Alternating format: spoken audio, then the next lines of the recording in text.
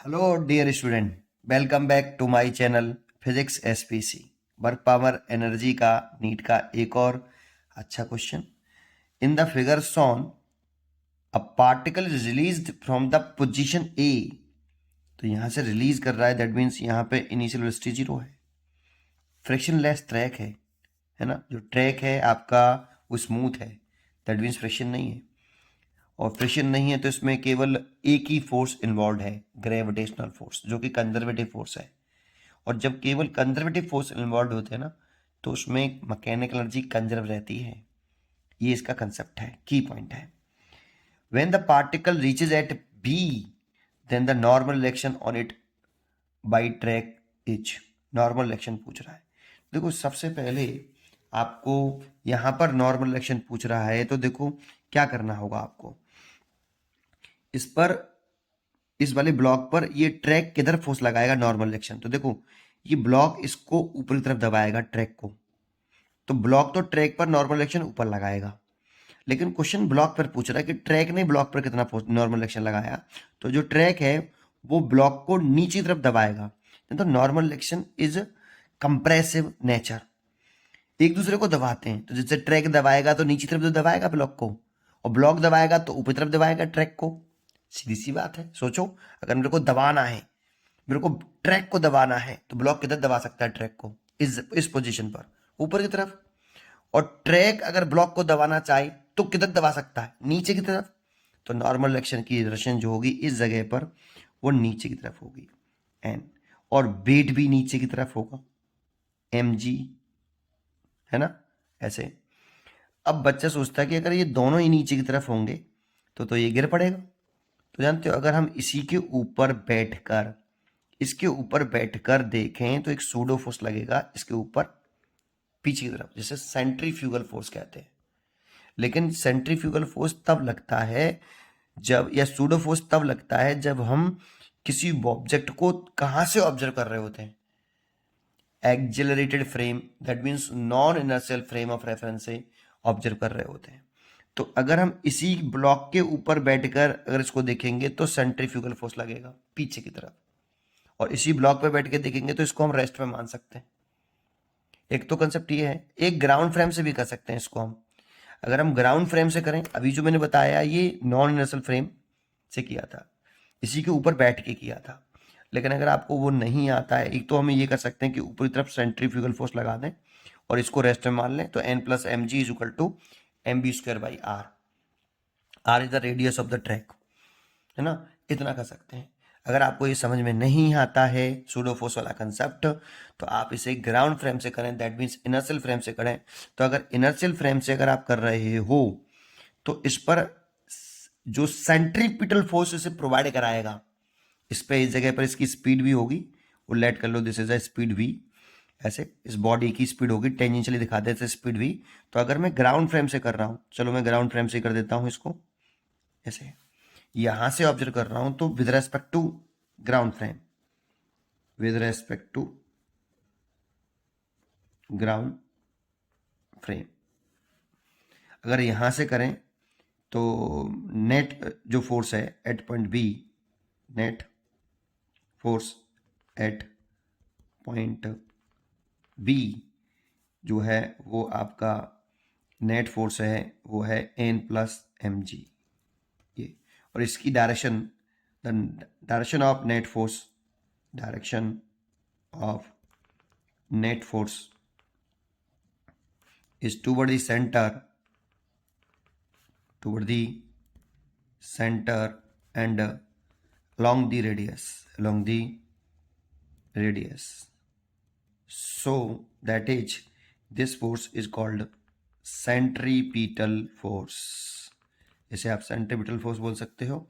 और ये ने प्लस एम जी है, और सेंट्रीपिटल फोर्स जो है m v square by radius, radius लिखें अगर इस सर्कुलर पाथ की आर, तो यहाँ सर्कुलर पाथ की रेडियस एच के बराबर, चेक करिए आप इस डायग्राम में, सर्कुलर पाथ की रेडियस इज एच। तो इसीलिए n is equal to m v square over h minus m g. अब सबसे इसमें बड़ा इंपॉर्टेंट पॉइंट ये है, अगर देखो इसी चीज को अगर हम नॉन इनर्शियल फ्रेम से कर रहे थे, तो मैंने कहा था इसी के ऊपर बैठ जाओ, ब्लॉक के ऊपर, और नॉन इनिशियल इसमें एक्जिलरेशन नीचे की तरफ होगा, क्योंकि सर्कुलर पाथ में जब घूमते हैं तो सेंट्रीपिटलाइजेशन होता है नीचे की तरफ। तो सूडो फोर्स एक्सियल के जस्ट अपोजिट डायरेक्शन में लगता है, दैट मींस पीछे की तरफ लगेगा, m v square by r, क्योंकि सेंट्रीपिटल एक्जिलेशन जो होगा एम ए होगा, ए की वैल्यू जो सेंट्रीपिटल एक्जिलेशन की वैल्यू होती है वो वी स्क्वायर अपॉन आर होती है नीचे की तरफ, सेंटर की तरफ। तो ऊपर तरफ लिख सकते हैं m v square upon are.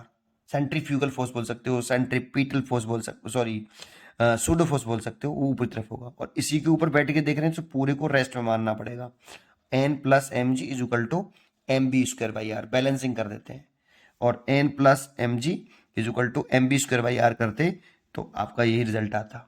Pseudo force से करते, अगर non initial frame of reference से करते तो वो 2 लाइन में हो जाता। चलो मैंने आपको रेफरेंस ग्राउंड रेफरेंस फ्रेम से बताया आपको ये, ठीक। आगे बढ़ते हैं, इसमें अब क्या करना है। अब सबसे इंपॉर्टेंट है नॉर्मल डायरेक्शन निकालना है, तो हमें स्पीड निकालनी पड़ेगी, क्योंकि ये तो मैंने लेट करी है, और अभी मैंने शुरुआत जब करी थी इस क्वेश्चन की तभी बता दिया था ये ट्रैक कैसा है, फ्रिक्शनलेस है। तो केवल इसमें कंजर्वेटिव फोर्स ग्रेविटेशनल फोर्स लग रहा ओनली, इसलिए हम इसमें मैकेनिकल एनर्जी कंजर्व कर सकते हैं। मैकेनिकल एनर्जी ऐसा नहीं कहीं पर भी कंजर्व कर दी, मैकेनिकल एनर्जी कंजर्व वही होती है जहां केवल और केवल और केवल और केवल कंजर्वेटिव फोर्स इन्वॉल्व हो।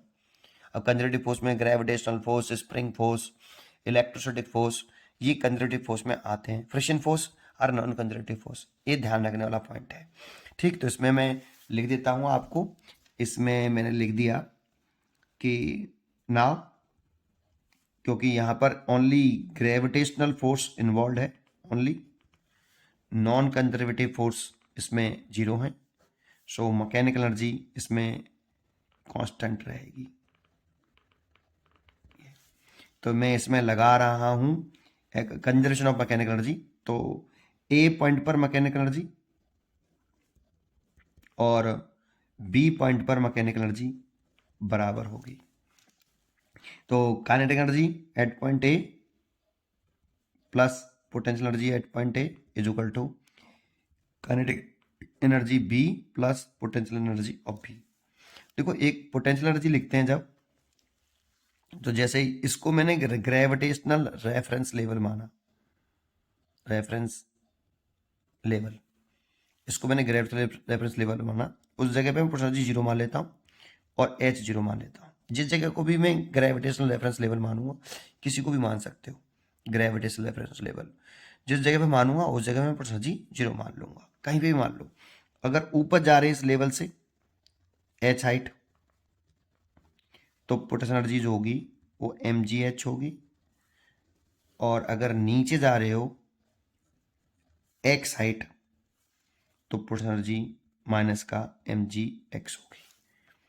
रेफरेंस लेवल से नीचे, ऊपर नीचे कहीं पे नहीं कि नीचे जा रहे हैं ऊपर जा रहे हैं तो नेगेटिव कर लो, रेफरेंस लेवल से ऊपर और रेफरेंस लेवल से नीचे, रेफरेंस लेवल इंपॉर्टेंट है, रेफरेंस लेवल कहीं पे मान सकते हो, ठीक।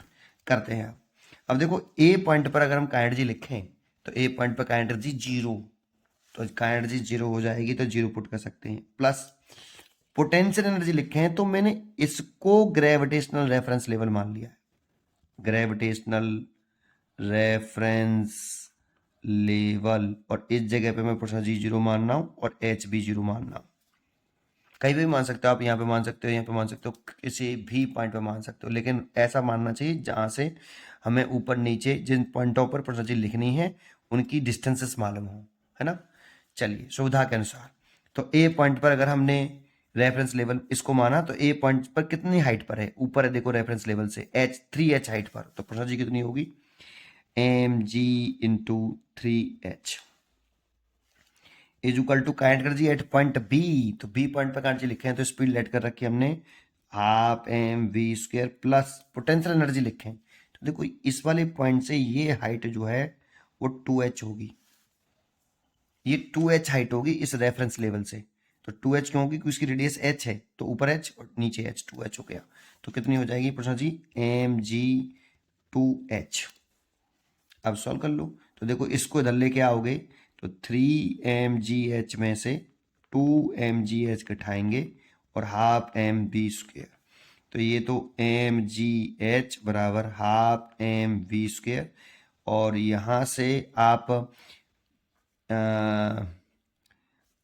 m से m काट दो और v स्क्वायर की वैल्यू आ गई आपकी 2gh, और ये वाली वैल्यू आप किस में पुट कर दो, फ्रॉम फर्स्ट में, फ्रॉम इक्वेशन फर्स्ट में पुट कर दो तो नॉर्मल रिएक्शन निकल आएगा। n is a normal reaction, तो m v स्क्वायर की value 2gh over h minus mg, h से h कैंसिल एंड 2mg में से mg घटाया, that means n is equal to mg, और ये आपका नॉर्मल रिएक्शन निकले आया